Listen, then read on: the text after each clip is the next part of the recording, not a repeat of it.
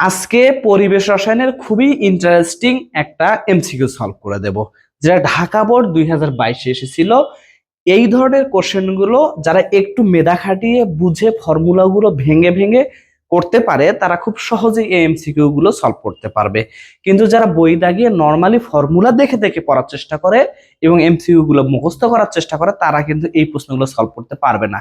এই ধরনের কোশ্চেন শুধু বোর্ডে নয়, এখন বিশ্ববিদ্যালয়গুলোতে হর হামেশাই আমরা দেখতে পাচ্ছি এই ধরনের এমসিকিউ গুলো দিচ্ছে।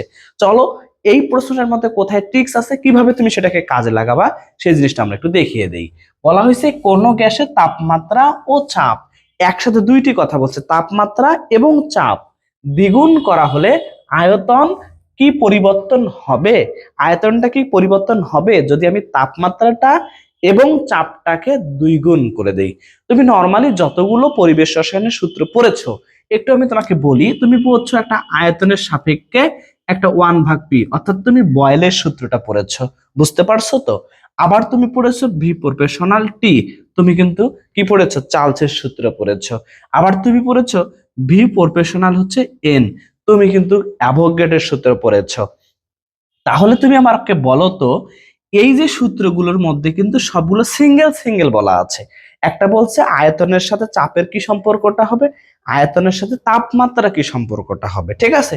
যদি আমাকে বলতো তাপমাত্রাকে দ্বিগুণ করলাম, তাহলে এইখানে আমি কি করতাম, টি কে দ্বিগুণ করতাম, তাহলে আয়তন বেড়ে যেত। আবার যদি বলতো চাপকে দ্বিগুণ করা হলো, তাহলে আমি চাপকে এইখানে দুইগুণ করলাম, তাহলে আমার আয়তনটা কমে যেত, তাই না।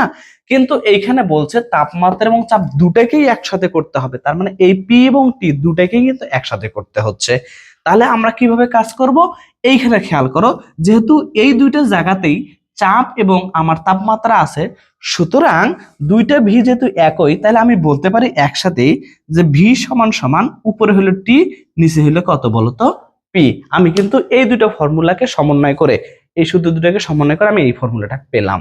এইখানে আমার কি বলা হলো, বলা হলো যে তাপমাত্রা ও চাপ কয় গুণ করতে হবে, 2 গুণ। তাহলে তাপমাত্রাকে আমি 2 দিয়ে দিলাম এবং কি করলাম, চাপকে 2 গুণ, চাপকে আমি কত করে দিলাম, 2 করে দিলাম।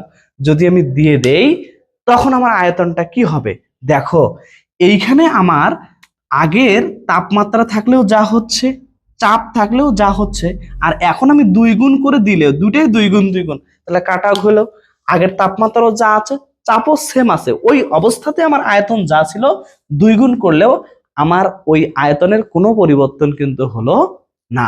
সুতরাং আমি উত্তরটা পাবো কোনো পরিবর্তন হবে না। আশা করি সবাই বুঝতে পেরেছো।